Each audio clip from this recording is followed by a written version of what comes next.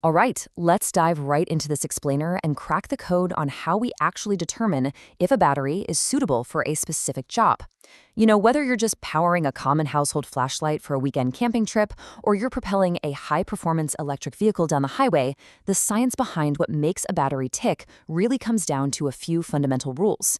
It is this incredible balancing act of chemistry and physics that we literally rely on every single day. So, the core question we're looking at here is one that high school science students and top-tier engineers both have to wrestle with. How do we actually measure a battery's potential? How do we know if it has the right stuff for the task? Well, it turns out we can judge any battery by looking at four specific characteristics. These criteria are what determine whether a battery is going to be a lightweight powerhouse or a long-lasting workhorse. We're going to break down battery suitability into these four fundamental pillars. Number one, voltage. Number two, capacity. Number three, energy density. And number four, cycle life. First up, characteristic number one, voltage, or the electromotive push. The crucial thing to remember here is that a battery's voltage isn't magic. Think of it kind of like water pressure in a pipe. That pressure, the electromotive force, comes directly from the free energy generated inside the battery's chemical reactions. The more free energy you have available, the harder the battery can push the electrical current through your device. Without that push, nothing happens. And that brings us to the Nernst equation. You might remember this from a science class, but let's demystify it a bit. This equation simply shows us how we actually calculate that free energy. It tells us exactly how much voltage is practically available based on the constantly shifting chemical states inside the battery while it's operating. Now, don't let the math scare you. These variables just represent the physical reality inside the cell. The standard electrode potential difference, that's basically the gap between your cathode and anode. Think of it like the height of a waterfall. A taller waterfall creates way more pressure at the bottom. Then you also have to factor in the temperature and the Q value, which measures the active chemicals reacting inside. So to get that really high voltage output, you're looking at a very precise balancing act. You absolutely want a greater difference in standard electrode potential, a taller chemical waterfall, right? But you need to keep the temperature and Q value low. Heat and high reactant concentrations actually subtract from your available voltage. So keeping the battery's internal environment stable and cool is absolutely crucial for maximizing that electrical push. Okay, so we have the voltage, but how long can the battery sustain it?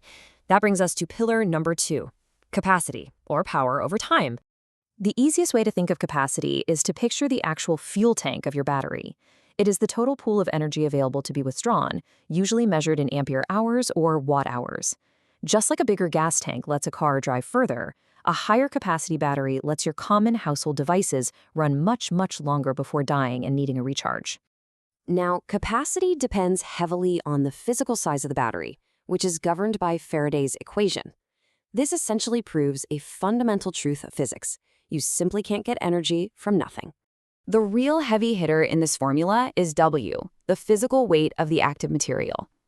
The amount of material that is actually consumed during discharge determines your practical capacity.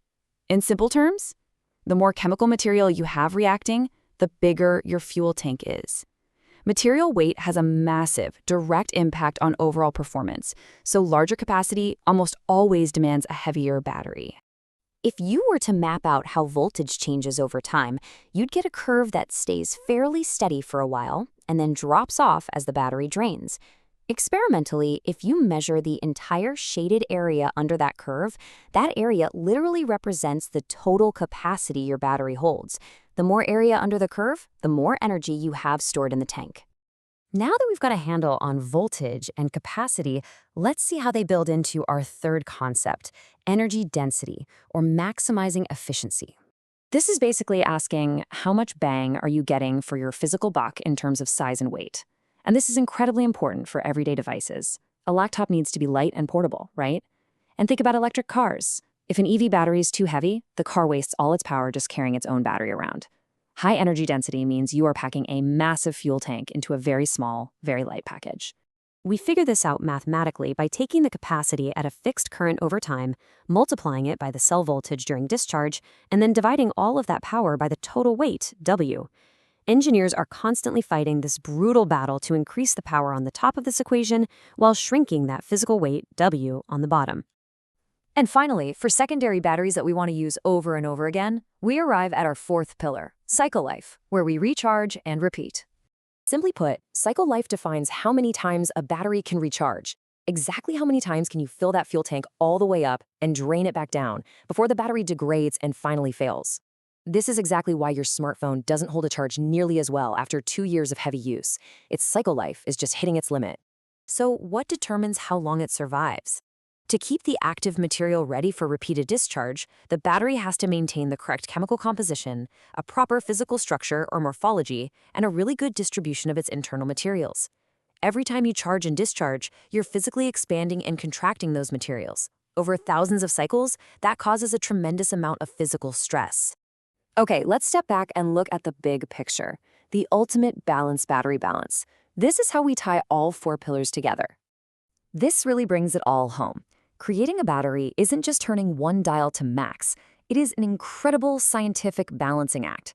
You want high voltage? Well, you have to closely manage that temperature. You want a massive capacity? Adding weight is going to completely ruin your energy density. And if you want it to last thousands of cycles, you need incredibly stable chemical morphology. So, knowing the strict physical rules behind these 4 pillars, think about the device you're using right now. Which characteristic do you think engineers prioritized most for the screen you are currently watching this explainer on? Was it energy density to keep it light, or maybe cycle life so it lasts for years?